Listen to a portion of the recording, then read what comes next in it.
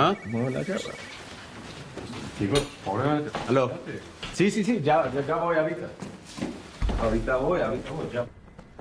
¡Cookie! Vamos.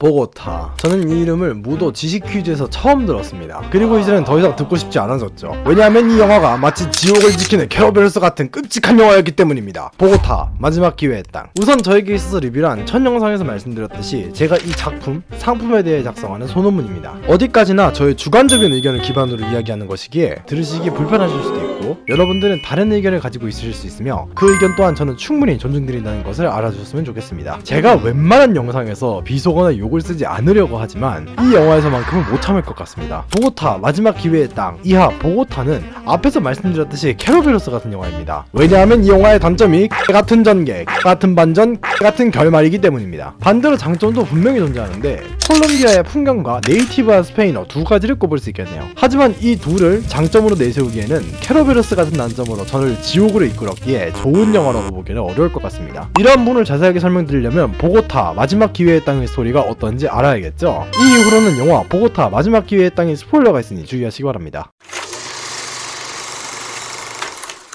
영화는 1997년 한국에서 발생한 IMF를 설명하는 주인공 쿠키의 나레이션으로 시작합니다. 쿠키의 가족은 IMF 이후 한국을 떠나 미국으로 넘어가려고 시도하였고 이 과정에서 콜롬비아를 먼저 방문하게 되죠. 그 이유는 쿠키의 아버지가 아는 박병장이라는 사람이 콜롬비아에서 유명한 한인의 회장이고 그의 도움을 받아 미국으로 넘어가자는 계획이었기 때문입니다. 이 박병장을 찾아가기 위해서 택시에 탑승한 쿠키네 가족은 강도를 만나게 되는데 쿠키의 아버지는 모든 돈이 들어있는 가방을 강도에게 빼앗기게 되고 쿠키가 그를 추적하지만 놓치게 되면서 쿠키의 가족은 무일푼으로 콜롬비아에 갇히게 됩니다. 그렇게 찾아간 박병장에게 쿠키의 아버지는 도와달라고 사정하지만 박병장이 반드시 자신을 도와줄 거라는 쿠키의 아버지의 확신과는 반대로 박병장에게 있어서 쿠키의 아버지는 도와줄 이유가 없는 사람이었죠. 그래서 박병장은 예정을 생각해 쿠키의 아버지를 한 가게에 취직시켜주려고 하는데 가게의 주인은 쿠키의 아버지가 아닌 쿠키에게 자신의 가게에서 일하기를 제안합니다. 쿠키는 가장으로서 이 일을 잘 해나가고 싶었으나 콜롬비아의 현실을 마주하는 경우도 많았죠. 쿠키의 어머니도 어쩔 수 없이 미싱 공장에서 일하기 시작하였고 쿠키의 아버지는 끝까지 자신의 책임이 아닌 대한민국이 잘못되었다는 비난과 함께 술을 마시며 일을 하지 않는 모습을 보여줍니다. 술을 마신 쿠키의 아버지는 콜롬비아의 한인들과 자주 다투며 이들과 사이가 멀어지게 되지만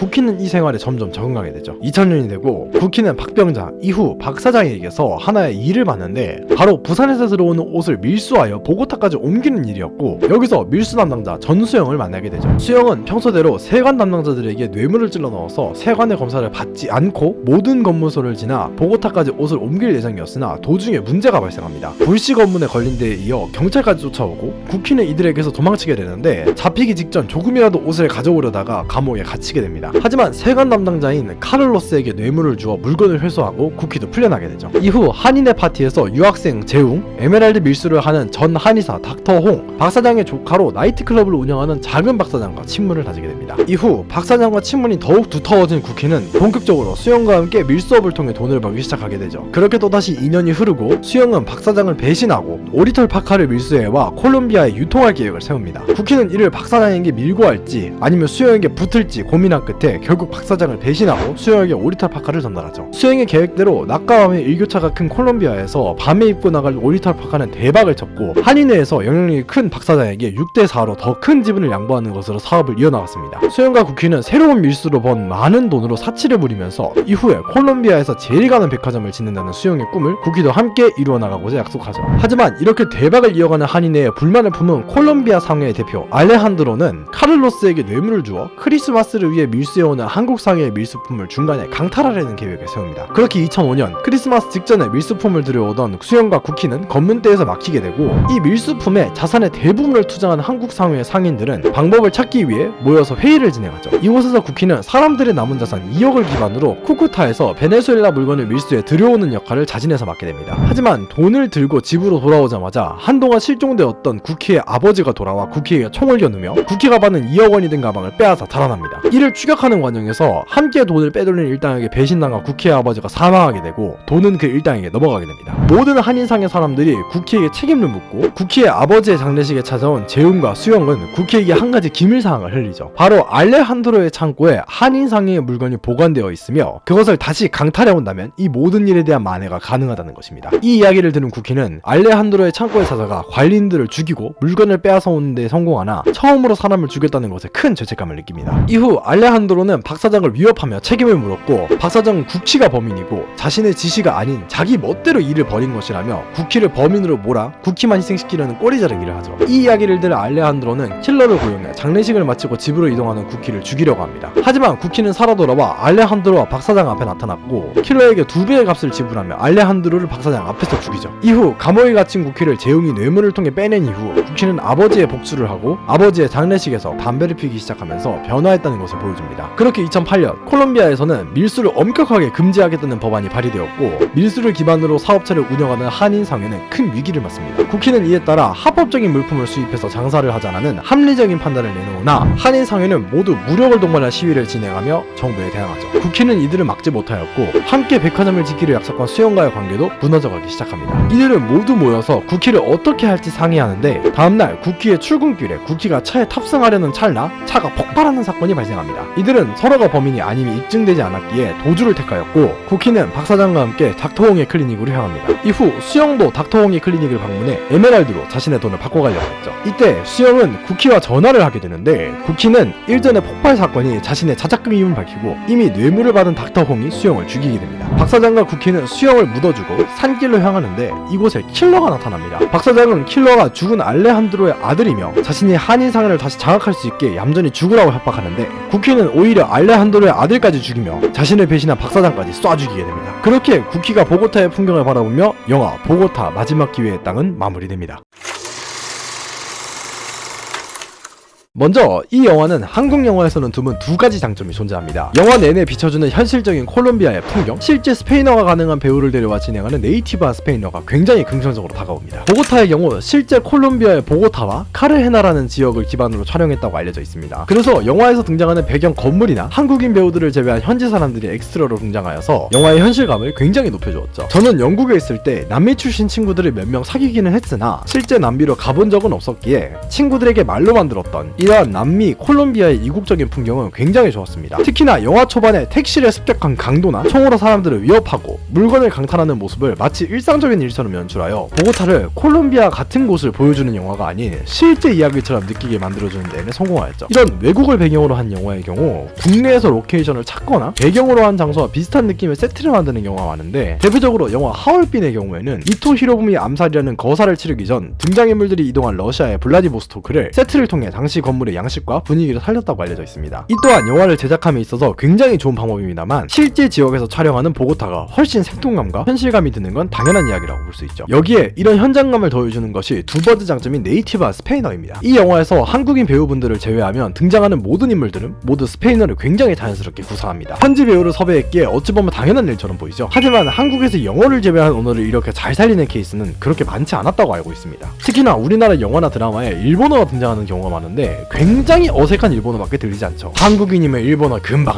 하겠거니 하면서 한국인 배우에게 일본어를 시켜서 액센트와 인토네이션이 엉망인 일본어가 등장합니다. もし放送3社のドラマや大手企業の映画に日本語が入るとなれば少なくとも今私が話すぐらいのイントネーションとアクセントが取れた日本語が出てこそ自然に感じ違和感もないように感じられるはずです. 저는 일본의 도시아 대학교, 영국의 브리스톨 대학원을 다니면서 일본어, 영어를 잘하는 외국인은 많이 보았습니다만 현지인처럼 하는 사람은 상당히 드물었습니다. 저는 그 나라 언어가 현지인처럼 되는 사람이었기에 한국 드라마나 영화에서 억지로 일본어를 하는 모습이 너무나 어색하게 느껴졌죠. 여기서 아니 아무리 그래도 이건 너무 많은 걸 바라는 거 아닌가? 라고 생각하실 수 있으시겠지만 만약에 일본 드라마에서 한국인 김문진이라는 사람이 나와서 나는 너를 정말 좋아해 라고 악센트와 인토네이션이 엉망인 상태로 말했다면 몰입감이 무너졌을 것입니다. 실제로 저는 각시탈, 길복순, 미스터 선샤인 등 우리나라에서 제작한 일본과 관련된 드라마에서 일본어를 듣는 걸 정말 싫어하였고 애니메이션 나 혼자만 레벨업을 보지 않은 이유도 등장인물들이 억지로 성근, 박상, 키무상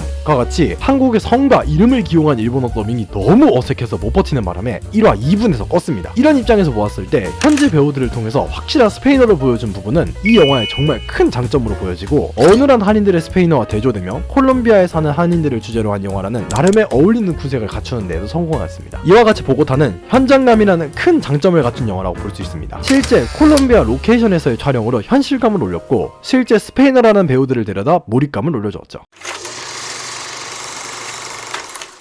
하지만 이러한 장점이 무색하게 이 영화는 단점으로 뒤덮여 있습니다. 첫 번째는 같은 전개로 인물들이 진행하는 이야기의 전개가 초반까지는 잘 이어지다가 중반부를 지나가면서 중구난방이 되고 맙니다. 초반부 박 사장이 삼촌이라고 불러라 라는 말을 거절하고 담배를 피지 않는 쿠키의 모습이, 후반부 알레한드로를 살해한 후 쿠키가 박 사장을 삼촌으로 부르고 담배를 피기 시작하는 모습을 통해서 쿠키의 인물이 바뀌었다 라는 부분을 직관적이게 잘 표현하였죠. 하지만 이렇게 쿠키의 생각이 한순간에 돌변했다는 부분이 너무나도 인위적입니다. 흔히 우리가 타락했다고 지칭하는 캐릭터들은 나름의 서사와 그 과정에서 점점 타락해가는 모습을 보여주거나 아예 과정을 맥커핀으로 두고 타락한 자의 악행에 초점을 맞추죠. 타락 과정을 보여주는 대표적인 예시가 월드 오브 워크래프트 시리즈의 리치킹으로, 처음에는 로데론을 수호하려는 왕자였으나 점점 서리 안에 잠식되어 자신의 아버지를 죽이고 스컬지 군대를 이끄는 모습을 점진적으로 보여줘 설득력을 더했습니다. 반대로 타락 과정을 보여주지 않은 대표적인 예시가 다크나이트 시리즈의 조커로, 조커는 그 기원이나 어떻게 타락하게 되었는지는 나오지 않고 그저 타락한 빌런이라는 입장을 고수하는데, 그 기원을 궁금해할 수는 있으나 끝까지 맥커핀으로 남기고 조커의 악행 그 자체에 집중하도록 만들었습니다. 하지만 이 영화 보고타의 쿠키는 알레한드로를 죽이기 전에 점진적으로 타락할 만한 서사가 있었음에도 그 부분이 전혀 반영되지 않았습니다. 그렇다고 타락한 과정을 보여주지 않고 악행에만 집중했다기에는 영화의 러닝타임 1시간 40분 중 1시간 20분이 순수했던 쿠키가 타락해가는 콜롬비아에서의 생활을 보여주기에 양쪽 모두를 취하지 못한 죽도 밥도 아닌 전개를 보여주고 있죠. 애초에 콜롬비아로 오게 된 계기인 아버지의 실패, 돈을 뺏기고 미국으로 못 건너간 자유의 박탈, 결국에는 손을 대게 된 밀수라는 범죄, 이후 박 사장에 대한 배신, 가장 크다고 생각되는 아버지의 사망과 첫 살인, 이 모든 과정에서 쿠키는 어떻게든 옛날 모습을 유지하며 우직하게 버텼으나 아무런 심정의 변화도 연출하지 않고 타락한 모습만을 보여준 납득이 안 되는 서사를 보여줍니다. 아니 사람이 죽을 고비를 넘기고 달라질 수 있지 않냐 라고 하는 분들이 있을 것으로 예상됩니다. 하지만 저는 이를 두 가지 이유를 통해 반박할 수 있는데, 쿠키의 머릿속에서 무언가가 끊어지는 느낌이 든다고 연출할 때는 첫 살인을 저지른 데였습니다. 자신이 한 실패를 만회하기 위해서 알레한드로의 창고를 찾아가 사람들을 죽였을 때 아군도 못 알아볼 정도로 패닉이 왔고 바닥에 드러누워 발버둥까지 치면서 괴로워하였죠. 심지어 이 실패의 원인이 자신의 아버지가 자신에게 총을 쏘고 자신이 한인상에서 맡은 2억 원을 훔쳐가다가 죽었다라는, 평범한 사람이라면 버틸 수 없는 일이 있은 직후입니다. 그렇다면 쿠키가 성격적으로 바뀌는 타이밍을 이때로 잡고 이후에 알레한드로에게 추적당했을 때 자신을 죽이려고 한 킬러를 재고용하였다고 하는 것이 더욱 자연스럽죠. 두 번째로 이 영화는 위에서 말하는 담배나 일이 잘 안 풀린 때에 떨어지기 시작한 우박과 같이 소설적인 장치를 많이 사용하였습니다. 이야기에서 비나 우박은 안 좋은 일에 대한 징조로 쓰이며, 살인 또한 다른 누군가를 의도적으로 해한다 라는 상징으로 쓰이게 되는데, 이 영화에서도 이들과 같은 클리셰적인 상징이 많이 쓰이죠. 그렇다면 앞에서 말한 것과 같이 살인이라는 큰 키워드를 중심으로 쿠키의 성격이 바뀌는 것이 지금까지 클리셰를 지켜온 이 영화의 스타일과 맞아떨어진다는 부분을 지적하고 싶습니다. 이어서 후반부에도 이들이 불법적인 밀수가 불가능해지자 쿠키의 말에는 무조건적인 반대를 하면서 달려드는데, 합법적인 사업을 기반으로도 수익을 낼 수 있다는 쿠키의 말에는 전혀 귀를 기울이지 않는 모습이 너무나도 비합리적으로 느껴집니다. 원래 사공이 많으면 배가 산으로 간다지만 이들이 이렇게까지 불법적인 일에 목을 매는 이유는 이야기에 대해서 전혀 설명되지 않았습니다. 만약에 불법적인 일만 해와서 합법적인 루트가 없다고 한다면 총괄인 쿠키에게 합법적인 루트를 만들라고 할 것이고, 불법을 통한 많은 돈이 필요하다고 한다면 한동안 합법적인 사업으로 몸을 살리다가 이후에 밀수가 가능한 루트를 뚫어서 밀수로 많은 돈을 벌면 될 것이었습니다. 실제로 알레한드로에게 모든 물자를 뺏겼을 때는 베네수엘라에서 물건을 공급받아 버텨보자는 플랜 B를 진행한 적도 있었기에 도저히 이들 사이의 균열이 왜 발생하였는지 파악할 수가 없었습니다. 이와 같이 보고타는 정말 납득이 안 되고 이상하다고밖에 생각할 수 없는 전개를 작품이 20분 남은 시점인 후반부에 아무런 전조도 없이 몰아붙인 작품이었습니다. 두 번째는 같은 반전으로 후반부 폭발 사건이 발생하기 전에 한인상의 사람들이 모두 모여 회의하는 장면을 보여주고, 바로 다음 장면에서 쿠키가 폭발로 인해 피해를 입는 모습을 보여줘 누가 봐도 한인상에서 폭발을 꾸민 것처럼 연출하였습니다. 저는 추리소설을 굉장히 좋아하는데, 추리소설은 독자와 작가의 추리 싸움이라고 생각하고 항상 그럴듯한 가능성만을 남길 뿐 범인을 특정하지는 않습니다. 정황 증거가 필요하다면 모두에게 정황 증거를 남기고, 물증이 나온다고 하여도 다른 사람이 범인이라는 또 다른 물증을 등장시켜 독자들로 하여금 누가 범인인지 범인인지 혼동을 주죠. 저는 이 중에 눈에 띄지 않는 물증이나 트릭을 통해서 예상치 못한 사람이 범인이 되는 것이 추리소설을 보는 묘미라고 생각하고 있습니다. 그런 시점에서 이 영화에서의 반전은 정말 짜증나고 열받는 이야기로 비춰집니다. 예를 들어서 폭발물에 들어가 있는 화학물질을 누군가 밀수하는 모습이나 폭발물을 제조하는 모습, 혹은 쿠키의 차에 폭발물을 설치하는 모습과 같이 범행에 대한 정황을 보여줄 수 있는 장면은 넘쳐납니다. 예를 들어서 시위 전에 쿠키와 박 사장이 3명에게 각각 무언가를 별개로 지시하는 장면과 작은 박 사장, 수영, 재용이 각각 어떤 가루를 밀수하는 모습, 공방에서 혼자 무언가를 제조하는 모습, 쿠키의 차에서 나오는 모습을 비추고 이들 중에 누가 범인인지 모르게 만든 다음 쿠키가 폭발 사고 전날 밤 사무실에서 차에서 내리는 재용을 내려다보는 장면을 추가하면 이들 중에 범인이 누구지? 라고 관객들은 자연스럽게 생각하게 되죠. 마지막에 수영과 통화하는 도중 쿠키의 회상을 통해서 작은 박 사장은 마약구를 밀수, 수영은 자동차 부품을 조립, 재용은 서리를 차에 넣는 것과 함께 쿠키가 재용이 차에서 내린 모습을 본 후에 총과 함께 폭탄을 꺼내 자신의 차 뒷좌석에 실는 장면을 넣어서 반전을 줄 수 있다고 생각됩니다. 회상 장면을 보여주기 전까지 관객들은